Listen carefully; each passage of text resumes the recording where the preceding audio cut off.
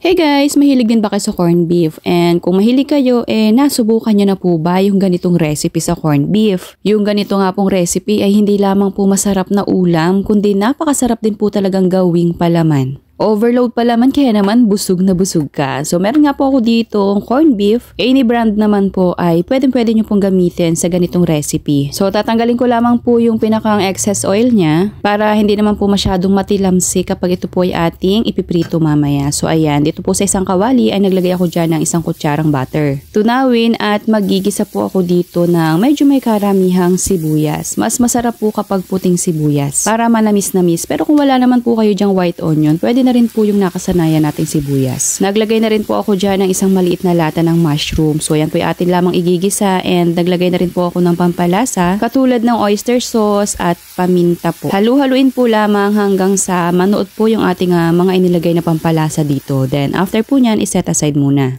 Actually, ito pa nga lamang po ulam na. So ayan, sa kapareho pong kawali na talaga naman pong super non-stick itong aking kawali from Red Chef po yan. So ayan, dito ko na rin po bahagyang tutustahin yung ating corned beef. Mas masarap po kapag medyo tostado yung ating corned beef and talaga naman pong napakabango nito. So kapag ganito pong nagda-dry na mga mami ko ay pwede nyo na pong ilagay dito yung ating ginisa kaninang sibuyas with mushrooms. Halu-haluin po lamang yan and mamaya-maya po ay meron na po kayong masarap na ulam and pwede rin po talaga gawing palaman. Pero dahil nga gusto ko po ay cheesy, lalagyan pa nga po natin yan ng cheese. And syempre itong sili naglagay na rin po ako. Masarap po kasi yung may konting anghang pero pwede nyo naman po yung i-skip. So dahil nga po gusto ko po ay medyo or mas cheesy ay yan na nga po, maglalagay po ako dito ng grated cheese. Any kind po ng cheese ay pwede nyo naman pong gamitin dito. Mas maganda nga lamang po yung easy to melt. At ayan na, after ko po matakpay ng sandali, abay eto na po yung ating cheesy corned beef with mushroom. Itsura pa lang po ay talaga naman pong nakakatakam na.